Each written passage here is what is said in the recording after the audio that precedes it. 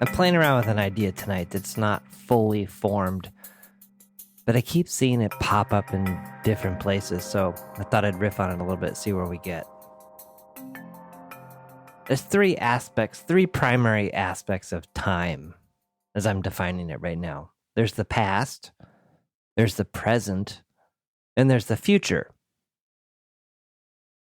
The past is set. It's unchangeable. Certainly things can be changed in the present or the future that may redeem or repair the past, but the past is the past.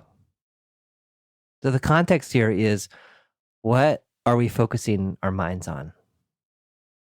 One of the surprising things in my coaching training was very conscious encouragement and focus on the part of a coach to keep the client in the present moment, in the present, with an eye towards the new future state that a client might want.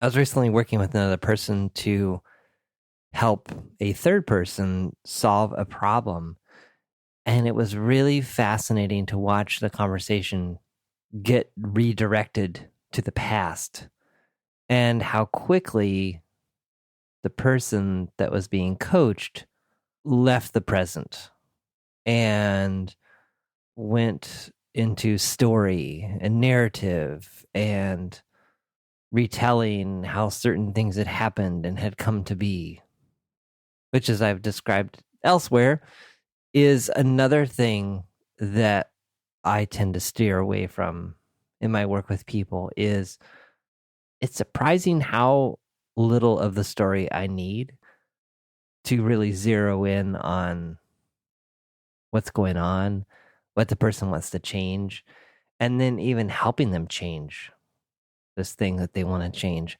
without knowing all the history. Something to consider here too is, how much of the past do you really want to inform the future? I don't know about you, but there's a lot of stuff in the past I just want to leave there. Yeah, they were okay times. Some not great at all. Some were bad. Some of them were good. However, I tend to believe that the best things are in front of me in the moment or in the moments to come. And if that's the case, what is the value of spending so much time continuing to look back at what has already taken place?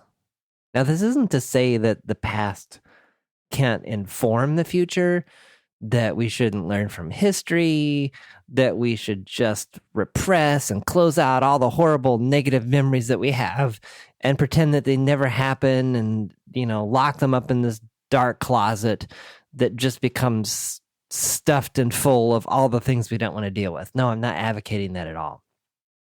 What I am advocating is, how are we using the past to improve the future?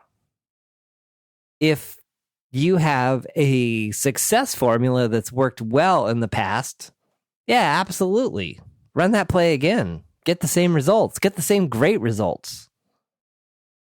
However, and it reminds me of Einstein's definition of insanity, doing the same thing over and over again and accepting a different result.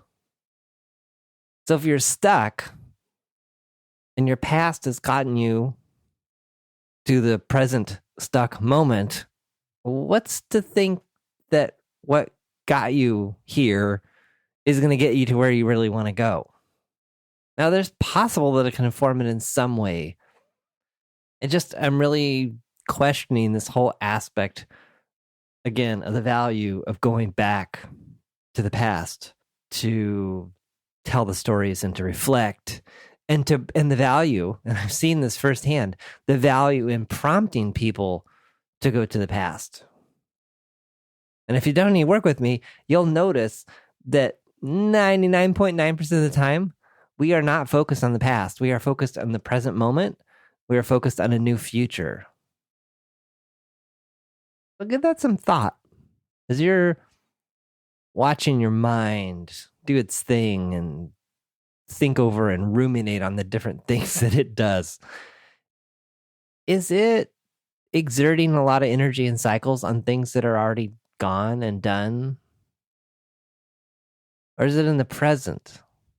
Is it ruminating and ruminate's kind of a negative word, I guess, but is it marinating on problems that you want to solve in the future? A new future state that looks impossible. A new future state where it looks like there's no options, no choices. But yet, you just kind of put your mind to work to just say, you know what, there's got to be a way, there's got to be a way, there's got to be a way. I haven't figured it out yet. What could it be? What could it be? And maybe in those cases, you do want to go back to the past and say, yeah, let me think of all the ways that didn't work, because I don't want to repeat those again. Let me make sure that's not part of the current formula. Or maybe it is. So just to recap again, this idea I'm playing with here, I wrote it on a piece of paper. The past, present, and future. Present and future is changeable. The past, it's unchangeable. So as I said in the beginning, potentially redeemable in the present or the future.